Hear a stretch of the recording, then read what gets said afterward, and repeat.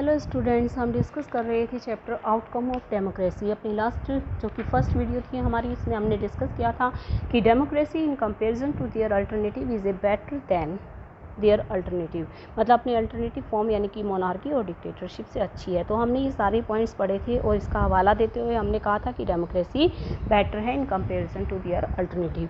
इस वीडियो में हम पढ़ेंगे accountable, responsive and legitimate government. बेटा सीधा 3 नंबर या 5 नंबर में क्वेश्चन आता है कि एक्सप्लेन करो कि democracy is accountable, responsive and legitimate government. पहले हमें इन तीनों वर्ड्स का मतलब समझना होगा। अकाउंटेबल का मतलब होता है जवाबदेह, मतलब जब हम किसी के प्रति, देखिए आप अपने पेरेंट्स के प्रति अकाउंटेबल हैं, ठीक है, हम हैं वो अपने मैनेजमेंट के प्रति अकाउंटेबल हैं, ठीक है। अकाउंटेबल का मतलब होता है जवाबदेह।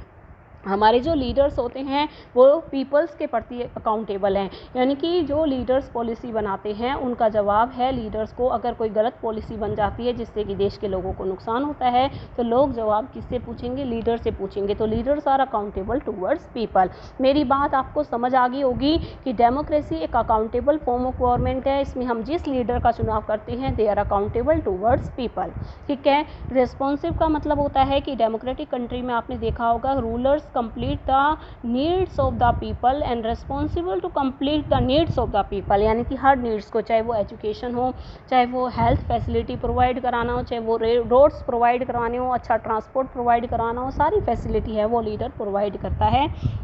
इसका मतलब लीडर्स आर रिस्पॉन्सिबल है to complete the needs of the people. Legitimate government का मतलब वैध गवर्नमेंट, मतलब स्लो है, इनएफिशिएंट है, but it's people own government, ये लोगों की अपनी सरकार है। तो ये आपने तीनों वर्ड्स का मतलब सेपरेटली समझ लिया ना, तो आपको ये क्वेश्चन का आंसर लिखने में बिल्कुल भी दिक्कत नहीं आएगी। देखिए अब मैं एक बार स्टडी करती हूँ क्या लिखा हुआ है।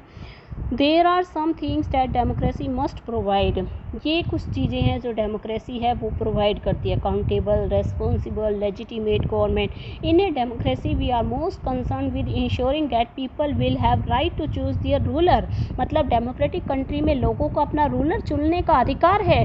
इसका मतलब ये है कि people will have control over the rulers, यानी कि लोगों का पूरा कंट्रोल होता है अपने रूलर्स पे। कैसे होता है भाई?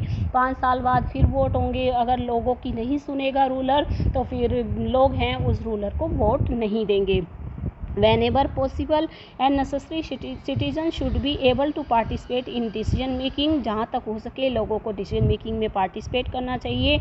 और most basic outcome of democracy should be that it produce a government that is accountable to the citizen. और डेमोक्रेसी की सबसे अच्छी बात यही है कि ये दूसरी फॉर्म ऑफ गवर्नमेंट से अच्छी भी क्यों है, आप ये पॉइंट भी लिख सकते हैं। आप बता सकते हैं कि it is accountable to the citizen, responsive to the needs and expectations of the citizen. ये लोगों की नीड्स एंड एक्सपेक्टेशन को पूरा करने के लिए रिस्पॉन्सिबल भी होती है। Before we going into question we face another common question. देखिए अगर हम जानना चाह रहे हैं अकाउंटेबल, रेस्पॉन्सिव, लेजिटिमेट का मतलब, तो इससे पहले हमें थोड़ा बहुत कुछ और भी जानना पड़ेगा। मैंने आपको बताया कि डेमोक्रेसी है वो अपने अल्टरनेटिव से बेटर है, तो आप उसमें ये पॉइंट भी लिख सकते हैं कि डेमोक्रेसी है अकाउंटेबल है to the citizen, responsive to the needs and expectations of the citizen. इसी तरह से यहाँ पर एक बहुत ही कॉमन सा क्वेश्चन है जिसके बारे में हमें डिस्कस करना पड़ेगा। डेमोक्रेटिक गवर्नमेंट एफिशिएंट, क्या आपसे पूछ रहे हैं क्या ये एफिशिएंट है, क्या ये इफेक्टिव है? तो कुछ लोग क्या कहते हैं, डेमोक्रेसी लेस इफेक्टिव है। It is of course true that non-democratic rulers don't have to bother about deliberation in assemblies and worries about majorities and public opinion, so they can be very quick। देखिए क्या होता है, democracy और non democratic government का difference भी पूछ सकता है। इस चैप्टर में आप बता सकते हैं कि नॉन डेमोक्रेटिक गवर्नमेंट में कोई भी डिसीजन के मामले में किसी पब्लिक ओपिनियन, सलाह की, मेजोरिटी की कोई ज़रूरत नहीं होती, इसीलिए नॉन डेमोक्रेटिक गवर्नमेंट है वो क्विकली डिसीजन लेती है। जबकि डेमोक्रेटिक गवर्नमेंट में क्या होता है, डिसीजन डिले हो जाते हैं क्योंकि डिसीजन लिए जाते हैं आफ्टर लॉट्स ऑफ कंसल्टेशन। तो डेमोक्रेसी है वो डेलिब्रेशन और निगोशिएशन पे बेस्ड है, so some delay is bound to takes place. तो हम कैसे कह सकते हैं कि डेमोक्रेटिक गवर्नमेंट एफिशिएंट है? एफिशिएंट गवर्नमेंट वो होती है जो टाइमली डिसीजन ले। हो सकता है हमारे डिसीजन थोड़े से डिले हो जाएं।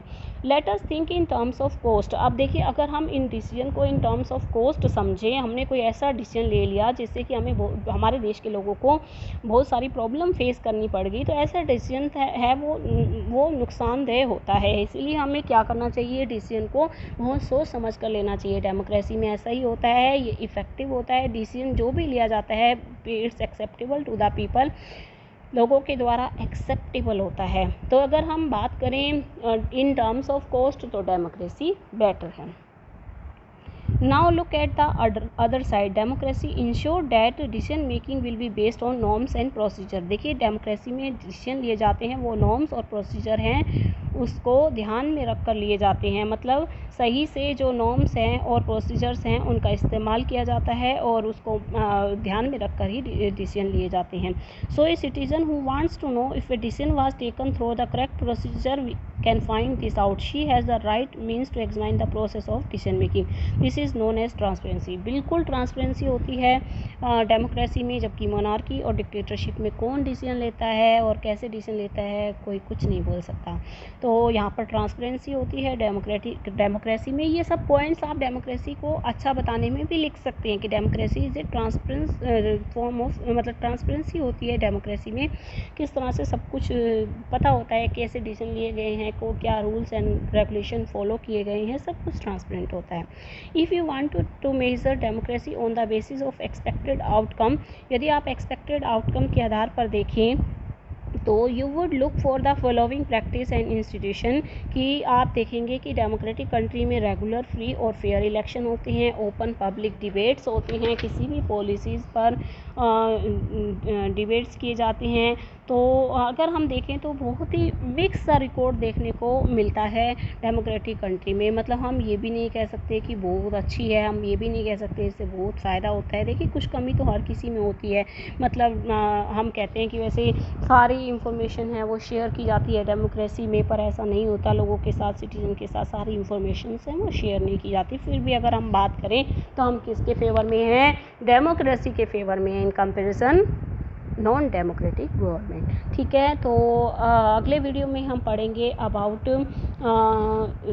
इस बारे में कि अकाउंटेबल, रेस्पॉन्सिव एंड लेजिटिमेट का मतलब क्या है। तो ये सब पढ़ने के बाद लास्ट में हम ये इम्पोर्टेंट पैरा है ये अगले वीडियो में पढ़ेंगे। थैंक यू बेटा।